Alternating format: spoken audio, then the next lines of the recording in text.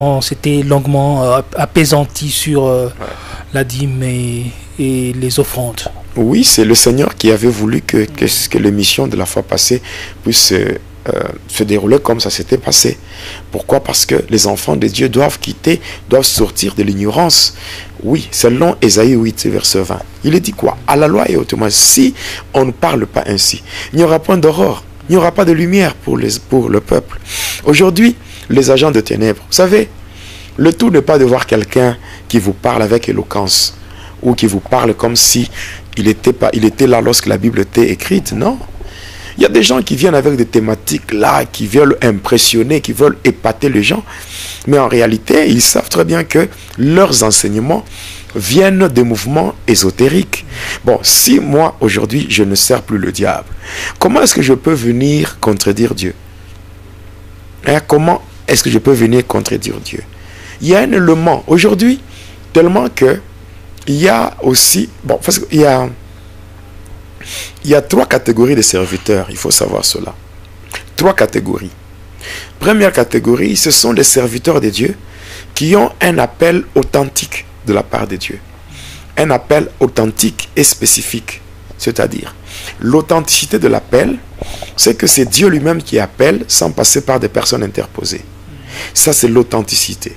Et il y a aussi la spécificité de l'appel, c'est que Dieu, quand il appelle quelqu'un, il lui confie une mission précise. Voilà. Donc, il y a la première catégorie de serviteurs, c'est ceux-là qui ont été appelés par Dieu, qui ont un appel authentique et spécifique. Voilà. Deuxième catégorie, ce sont des gens qui n'ont pas été appelés par Dieu, mais qui ont été appelés par Satan. Mais ils se font passer comme des serviteurs. Ce sont des loups au milieu de brebis, mais qui se font passer, donc qui portent aussi la peau d'agneau. Voilà. Troisième catégorie, ce sont les gens qui n'ont pas été appelés ni par Dieu, ni par Satan, mais qui veulent faire de l'œuvre de Dieu une source lucrative. Donc, les personnes qui s'improvisent dans l'œuvre de Dieu. Oui, ils sont là. Des gens, parce que moi, je me rappelle, quand j'étais encore sataniste, il y avait un monsieur qui était venu me voir pour demander que je lui donne le pouvoir de la prophétie et de la délivrance. Donc, la précision dans la prophétie et la délivrance. Voilà. Et quand il était venu me voir, je lui avais demandé de faire le pacte et tout. Il devait m'apporter un flacon. Donc, vous voyez, comme le petit flacon qui contient la pénicilline.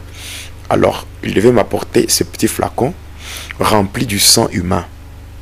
Donc, son propre sang. Il avait apporté. Cet homme-là, je le connais même maintenant. Mais maintenant, il dirige une église. C'est drôle, hein? C'est drôle. Et son église évolue jusqu'à aujourd'hui? Mais oui, il s'est fait passer aujourd'hui pour un grand prophète. Avec beaucoup de fidèles? Oui. Bon, il était venu me voir. Moi, je lui ai dit, mais pourquoi tu aimes le pouvoir, hein, le pouvoir, tu veux avoir le pouvoir satanique pour servir Dieu? Qu'est-ce qu'il m'avait dit, qu'il m'avait donné comme réponse? Il m'a dit, bon, nous avons tenté tout. Nous avons essayé dans tel domaine, dans le commerce, ça n'a pas marché. Mais finalement, on s'était dit, bon, si ça n'a pas marché à gauche et à droite, alors on peut seulement inventer. J'invente seulement quelque chose. Je deviens pasteur. C'est la comédie. Voilà. Mais de telles personnes, cherchent quoi? Le salut des âmes? Non. De telles personnes cherchent quoi? L'argent. Parce que ce monsieur me disait quoi? Il me disait ceci. Il me disait que tellement que nous avons beaucoup souffert. Alors on a essayé dans ceci, dans cela, ça n'a pas marché. Maintenant on s'est dit, dans l'église, ça peut marcher. Ouais. Dans l'église, ça peut marcher. Voilà. Alors, une telle personne, si c'était une telle personne, un tel serviteur qui a une église, qui dirige une église, la personne fera quoi? Quand on se dise la vérité. La personne va focaliser son ministère sur les offrandes et la dîme. Et c'est comme ça que Aujourd'hui, il y aura vraiment un regard sur l'argent. Oui, oui. Il y a aujourd'hui, ce genre de personnes, on les appelle des bouches maladroites, qui sont là pour dire, donne, Dieu va te bénir, donne. Alors ce sont des gens-là qui ne font que casser le tympan des gens avec la dîme et les offrandes. Mais ce n'est pas pour autant que ce qu'ils disent viennent d'eux-mêmes. Non, c'est la parole de Dieu. Mais eux veulent exploiter cela dans un mauvais sens. Ils veulent exploiter cela dans un mauvais sens. Parce que eux savent que c'est écrit dans la parole de Dieu. Alors, si nous parlons de ça, automatiquement, les gens vont faire quoi? Ils vont obéir. Et c'est très simple. C'est très simple. Alors, d'ailleurs, la dîme elle-même, je vous ai dit la fois passée, la dîme n'est pas là pour être bénie. La dîme devient un remède lorsque la personne s'était écartée des ordonnances de Dieu. Lorsque la personne rentre, c'est là Dieu dit, revenez à moi et je reviendrai vers vous. Voilà, en quoi devons-nous revenir? Ça, là, nous sommes dans Malachie 3, 7 à 11. Il dit, apportez à la maison du trésor toutes les dîmes afin qu'il y ait la nourriture dans ma maison. C'est dans ce sens-là. Donc, je termine avec le 4e commandement. Ceux-là qui me suivent, vous-même, vous devez prier que le Saint-Esprit vous oriente. Ne dites pas que non, le pasteur Jonas nous a troublés avec la dîme. Non. Moi, je ne devais que dire la vérité que je connais. En fait, dans le numéro passé, vous étiez vraiment clair. Oui. C'est que la dîme est très, très importante pour les enfants de Dieu. Très importante. Oui. Et vous avez donné plusieurs facettes d'ouverture et que la dîme est à même de mener dans la vie d'une personne. Oui, j'ai expliqué, j'ai été clair. Jésus-Christ n'a pas interdit la dîme. Ici, il faut faire attention. Aujourd'hui, beaucoup de gens viennent au nom de la révélation. Que le révélateur, c'est le Saint-Esprit. Est-ce que le Saint-Esprit peut faire quelque chose de lui-même? Non, il prend ce qui est de Jésus et il annonce. C'est ce que Jésus a dit dans Jean 16, que lorsqu'il viendra, il ne fera rien de lui-même, mais il prendra ce qui est en moi et vous l'annoncera. Il me glorifiera. Or, Jésus-Christ, c'est qui? Jésus-Christ, c'est la parole de Dieu. Au commencement était la parole. La parole était avec Dieu. La parole était Dieu. Cette parole, elle a habité parmi nous et nous l'avons contemplée à la gloire de Jésus. Donc, c'est clair. C'est vraiment trop clair. Maintenant, le Saint-Esprit ne peut pas venir contredire la parole de Dieu. Non. Non. Il y a des gens il y a quelqu'un qui m'a appelé, non, qui m'a fait encore une remarque, disant que non, pasteur Jonas, si Abraham avait donné la dîme à Melchisedec, c'est parce que c'était pour le péché. Vous voyez maintenant, aujourd'hui maintenant la dîme est donnée pour le péché. Vous voyez, c'est du n'importe quoi. C'est du n'importe quoi. Pour le pardon de péché, ce qu'il faut, c'est qu'il y ait quoi? L'expiation. Hein? Pour qu'il y ait l'expiation de péché, il faut qu'il y ait l'effusion du sang. Selon qu'il est dit dans Hébreux 9, 22, sans l'effusion du sang, il n'y a pas le pardon de péché. Mais est-ce qu'on peut payer la dîme pour le péché? Non, il avait payé la dîme parce que lui étant, je ne sais pas, père de la foi, il payait cette dîme à cause des péchés. Ouais. C'est comme ça qu'il y a des gens, comme je l'ai annoncé dans la lecture que nous avons faite.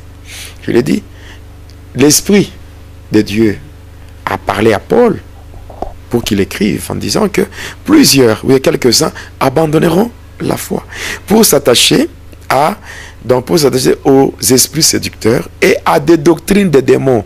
Les doctrines des démons, ce sont des doctrines erronées, des hérésies qui sont enseignées par les agents du diable qui se font passer comme des docteurs, comme des enseignants de la parole. Mais en réalité, quelqu'un qui est de Dieu ne peut pas contredire la parole de Dieu par ses révélations à lui. Donc voilà pourquoi il faut vraiment faire très attention dans cette matière-là. Moi, je le dis et je le répète, le diable Satan nous avait dit, dites aux chrétiens que Dieu leur Père n'a pas besoin de leurs dîmes et leurs offrandes.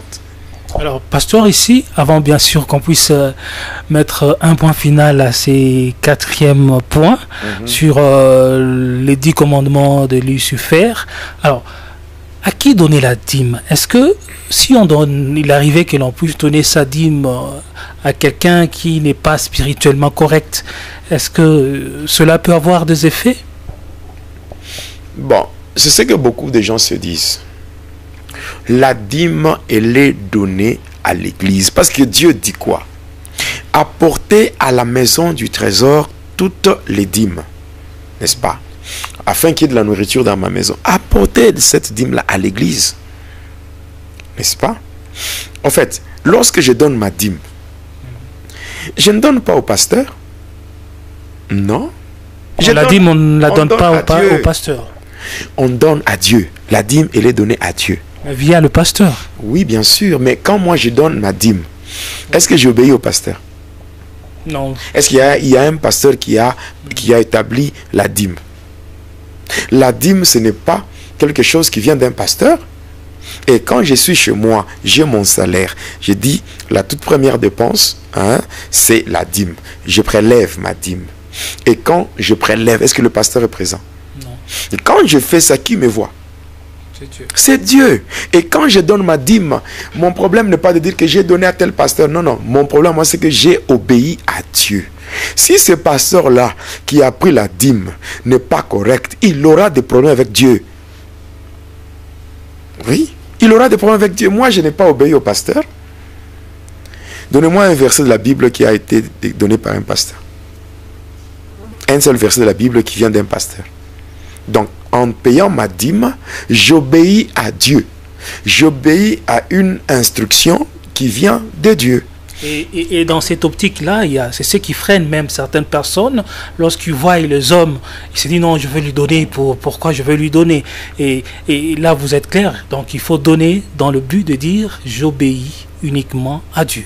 Oui, quand je donne ma dîme. Parce qu'en fait, quand nous prenons ce qu'on appelle la loi de la première mention, lorsque la dîme était mentionnée en premier lieu, est-ce que l'objectif c'était la bénédiction?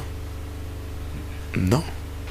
L'objectif n'était pas la bénédiction que les gens réclament, ou les gens qui vont dans les églises, je donne ma dîme pour que je sois béni. Non. La bénédiction de Dieu ne vient pas seulement de la dîme. La bénédiction de Dieu vient de l'obéissance. Donc quand on obéit seulement à la parole de Dieu, on est béni. Regardez ce que la Bible dit dans Josué 1:8. Qu'est-ce que la Bible dit? La Bible dit que ce livre de la loi ne s'éloigne point de ta bouche, mais dites-le jour et nuit pour agir fidèlement selon ce qui est écrit. Et c'est ainsi que tu réussiras. Et tu auras du succès dans ce que tu entreprendras. Bon, maintenant, quand on réussit, parce que quand on réussit et qu'on a le succès dans tout ce qu'on entreprend, tout simplement parce qu'on a obéi à la parole de Dieu. Est-ce que la parole de Dieu est limitée à la dîme? Non. Non. Donc, la bénédiction de Dieu, la réussite et le succès qui viennent de Dieu, la réussite et le succès qui viennent de Dieu sont fonction de la mise en pratique de la parole de Dieu, c'est tout. Alors, quand je mets en pratique la parole de Dieu, la dîme fait aussi partie de la parole de Dieu. C'est tout. La bénédiction de Dieu. Est-ce que... Bon, ok. Que dire de gens qui n'ont pas de salaire à la fin du mois? Bon, que dire de gens qui sont dans la pauvreté? Peut-être quelqu'un ne donne pas la dîme parce que il est dans la pauvreté, n'est-ce pas? Maintenant, il est béni comment? Il est béni comment? Il est béni parce que c'est Dieu qui bénit, parce que la personne vit. Donc la personne mène sa vie conformément à la volonté de Dieu. La volonté de Dieu, c'est la parole de Dieu. La mise en pratique de la parole de Dieu, c'est tout. C'est vraiment très clair. Et en fait,